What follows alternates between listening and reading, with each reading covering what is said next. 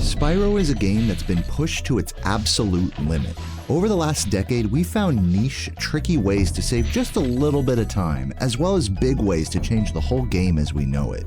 But with this glitchy mechanical optimization has come its fair share of annoyingly precise tricks that can make or break a speedrun. So in this video, I'm going to talk about all the top 5 most annoying tricks in Spyro 1, big or small, in no particular order.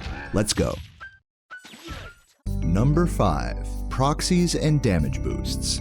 Now this is the first thing that might catch an average player by surprise. You're watching someone clean up an area and then out of nowhere they stop, line up, jump into a wizard, and then get launched 50 feet into the air seemingly for no reason at all. So what's going on there? Well, it's pretty simple. The developers didn't want Spyro getting stuck inside of any enemies or objects, so whenever the game thinks you are stuck inside of something, it simply launches you out at a high rate of speed.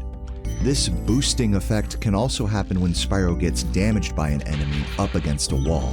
This opens the door for a lot of creative speedrun routing that otherwise wouldn't have been possible, but with that comes a lot of annoying setting up of enemies, being on the correct cycle, and making sure you jump into them right on the exact correct frame of their animation. So for that reason, proxies are one of the most annoying things about Spyro speedrunning.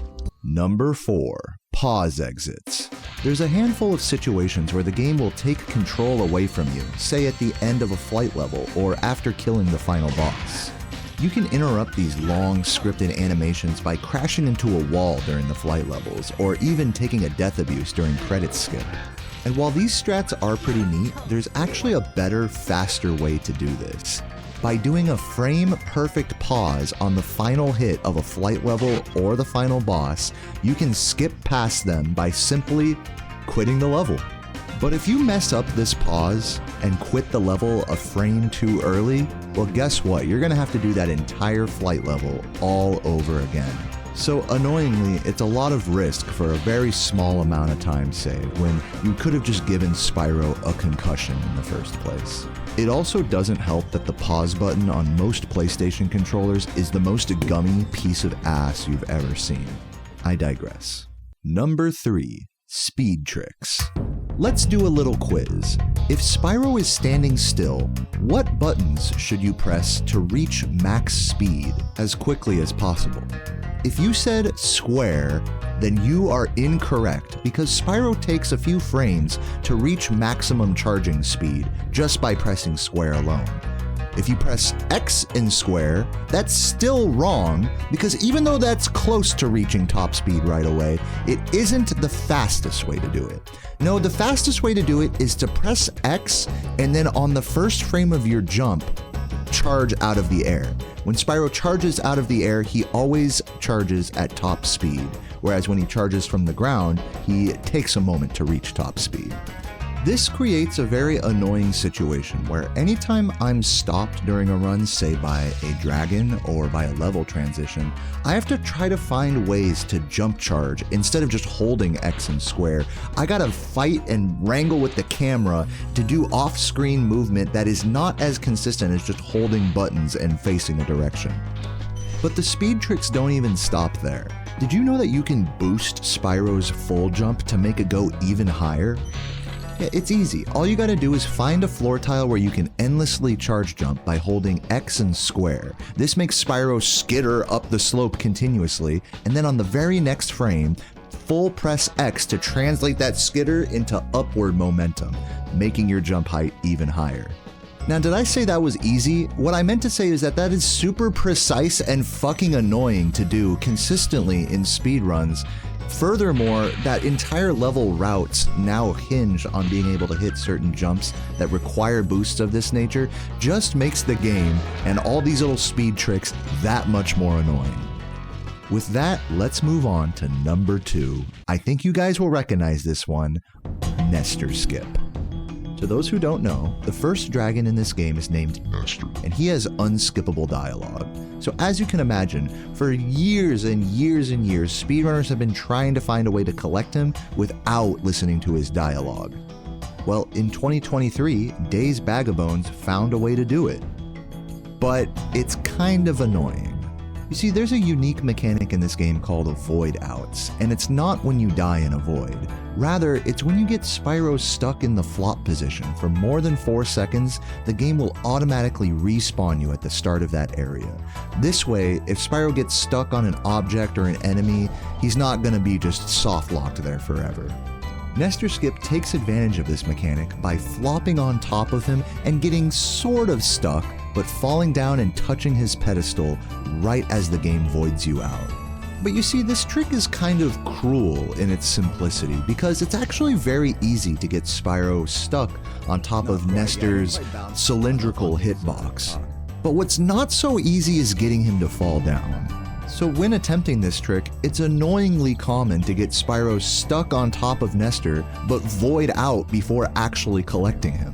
It doesn't help that the modern setup for this trick requires 6 nearly frame-perfect inputs in order to even have a chance at doing this trick, and without such a setup, it would be pretty much humanly impossible to do this on a consistent basis.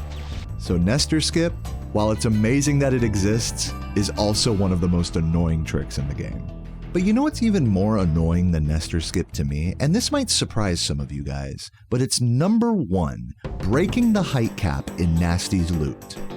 Let me explain. The final level of the game, Nasty's loot, is unlocked after completing 100% of everything else. So, as a little reward, the developers give you free flight.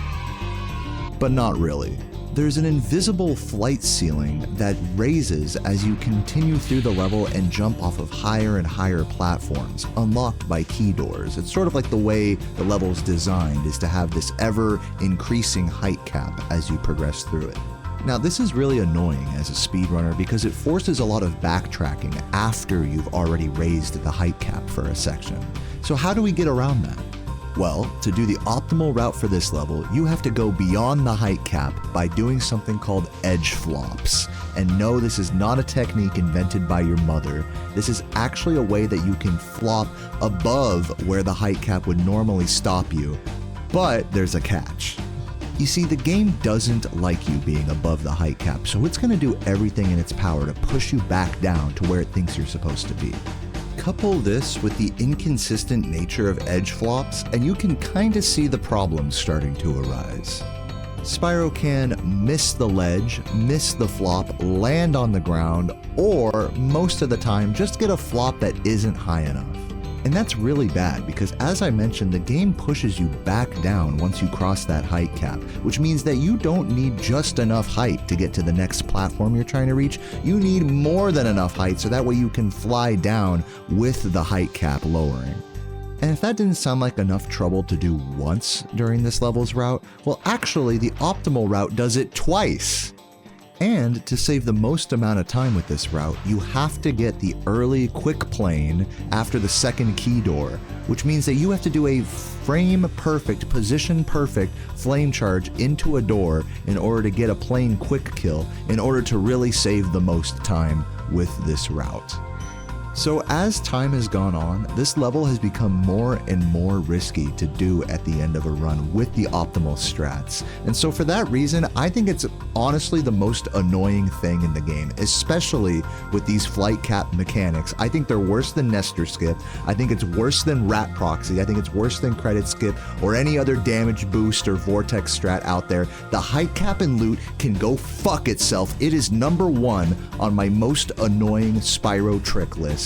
And I hope you guys enjoyed this video. If you did, I'm happy to make one for Spyro 2 and 3, so let me know down below if you want to see that, and make sure to subscribe while you're down there. Until next time, my name's Dayoman, and I will catch you in the next one. Peace.